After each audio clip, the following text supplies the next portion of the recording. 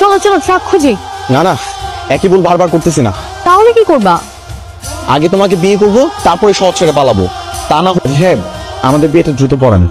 আচ্ছা, পিছনে কেউ বন্ধক নিয়ে আসতেছে না আবার?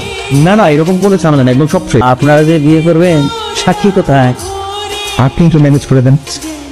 না না না না, আমরা কোনো 2 নম্বরের মধ্যে নাই। আচ্ছা ঠিক আছে, আপনি আমাকে একটু সময় দেন, আমি একদিন সাক্ষী নিয়ে আসতেছি। তুমি একটু বসো। এক্সকিউজ মি ভাইয়া, আমাকে একটু হেল্প করবেন? মাফ করেন। ভাইয়া 2 মিনিট কথা বলে, আমি ভিখারি না। গান তো রাখো তো, একটা দান্দা বাজার ঠিক টাইট দিয়ে নি। আসলে আমার বিয়ে। ও আচ্ছা, বিয়ে নিয়ে দান্দাবাজি শুরু করতেন? আই রে ফ্রেন্ড নিয়ে আইসি। বিয়ে নিয়ে তো দান্দাবাজি করবে, এটা পবিত্র জিনিস। ধান্দাবাজি না, আমাকে একটু বলতে দেন ভাই। দান্দাবাজি কোথায়? হাজি সাহেব, আমি না সাক্ষী জোগাড় করতে পারিনি। হাজি সাহেব, আপনার অ্যাসিস্ট্যান্টের কি মাথা সমস্যা? ওইটা কি করলো? না না হাজি সাহেব, এই টাকাটা বোধহয় আপনার অ্যাসিস্ট্যান্ট আপনার ফালা আসছিল। বাহ, তুমি তো পরীক্ষা পাস, তোমার বিয়ে এখানেই হবে। শিখলেও তো বেঁধে রাখতে পারলা না, হ্যাঁ? এখন ঘরে বসে বসে এরকম পাইচারি করে করে না।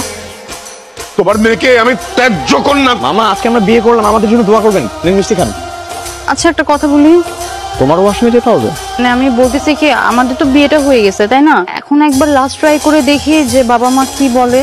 আমার মনে হচ্ছে এবার বাবা মা মেনেই নিবে। আমি ভাবছিলাম বিয়ের পর তুমি চেঞ্জ হবা, না তুমি এখনো সেই আগের জিনিস পড়ে আসছো। কি ঝামেলার মধ্যে পড়লাম আমি?